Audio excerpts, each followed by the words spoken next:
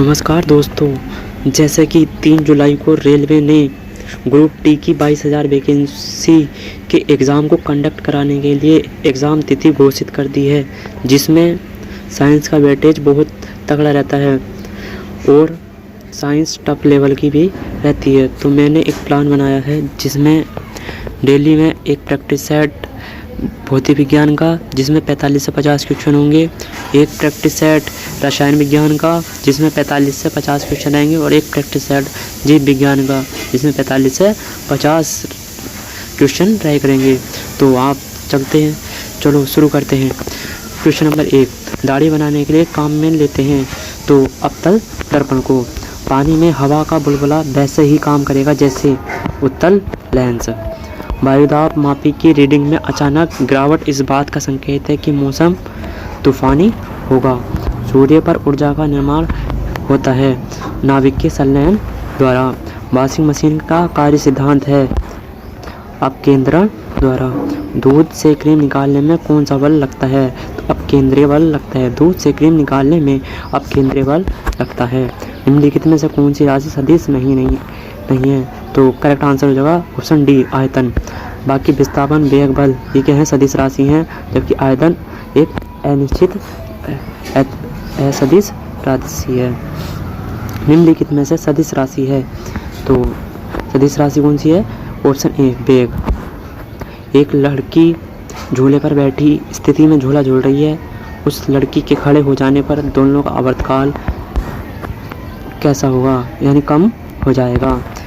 Question number 10, प्रत्येक क्रिया के बराबर व विपरीत दिशा में एक प्रतिक्रिया होती है न्यूटन के गति के विषयक तृतीय नियम से। तो करेक्ट आंसर हो ऑप्शन सी। क्वेश्चन नंबर 11, जल में तैरना न्यूटन की गति के किस नियम के कारण संभव है? तो ऑप्शन सी, तृतीय नियम के। क्वेश्चन नंबर 12, कोई पिंड जब तक ब्रह्मावस्था में ही रहेगा, कोई पिंड तब तक ब्रह्मावस्था में ही बना रहेगा जब तक उस पर कोई बाह्य बल कार्य नहीं करता। यह कथन किसका है? तो ऑप्शन ए, न्यूटन का। क्वेश्चन नंबर 13, एक अंतरिक्ष यात्री पृथ्वी की तुलना में चंद्र तल पर अधिक ऊंची छलांग लगा सकता है क्योंकि? करेक्ट आंसर जो है ऑप्शन सी, चंद्र तल पर गुरुत्वाकर्षण बल पृथ्वी तल की तुलना में अति अल्प है। क्वेश्चन नंबर 14, यदि हम भूमध्य रेखा से ध्रुवों की ओर जाते हैं तो जी का मान बढ़ता है। क्वेश्चन नंबर 15, चंद्रमा की सतह पर किसी वस्तु का भार घट जाता है। चंद्रमा की सतह पर किसी वस्तु का भार घट जाता है।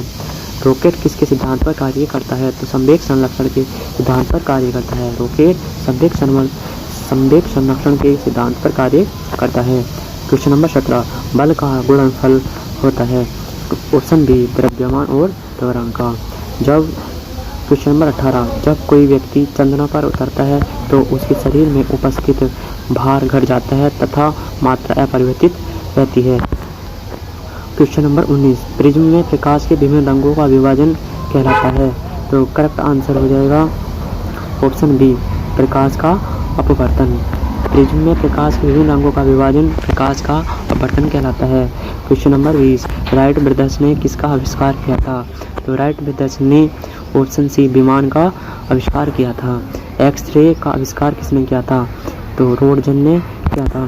क्वेश्चन नंबर 22, चुंबकीय सुई किस तरफ संकेत करती है? ऑप्शन सी, उत्तर। क्वेश्चन नंबर 23, फेथोमीटर द्वारा मापी जाती है। ऑप्शन ए, समुद्र की गहराई। करेक्ट आंसर रहेगा ऑप्शन 2। क्वेश्चन नंबर 24, स्कूटर के आविष्कारक कौन है? करेक्ट आंसर हो जाएगा option A, Bradshaw. Question number 25, cosmic किरणों की खोज किसने की? कॉस्मिक किरणों की खोज ऑप्शन बी, विक्टर हेल्स ने की। क्वेश्चन नंबर 26, नाभिकीय रिएक्टरों में ऊर्जा उत्पन्न होती है। तो करेक्ट आंसर हो जाएगा ऑप्शन सी, निरंतर विखंडन द्वारा। नाभिकीय रिएक्टरों में ऊर्जा निरंतर विखंडन द्वारा उत्पन्न होती है। क्वेश्चन नंबर 27, कोबाल्ट 60 उत्सर्जित करता है। तो करेक्ट आंसर हो जाएगा ऑप्शन सी, बाई किरणें। क्वेश्चन नंबर 28, पोजिट्रॉन की खोज किसने की? तो आंसर हो जाएगा ए, एंडरसन ने। क्वेश्चन नंबर 29, एक सामान्य शुष्क सेल में विद्युत अपघट्य होता है। तो करेक्ट आंसर है option C, ammonium chloride. Question number 30 अतिचालक का लक्षण है। क्वेश्चन नंबर आंसर हो जाएगा ए उच्च पारगम्यता। क्वेश्चन नंबर 31 चुंबकीय फ्लक्स का मात्रक ऑप्शन ए वेबर हो जाता है रहता है। क्वेश्चन नंबर 32 बिना शल्य चिकित्सा के पथरी का इलाज किया जाता है। तो करेक्ट आंसर है ऑप्शन सी लेजर द्वारा बिना शल्य चिकित्सा के पथरी का इलाज किया जाता है। क्वेश्चन नंबर 33 माइक्रोफोन का आविष्कार किसने किया। तो करेक्ट आंसर है ऑप्शन सी ग्राहम बेल ने माइक्रोफोन का आविष्कार किया।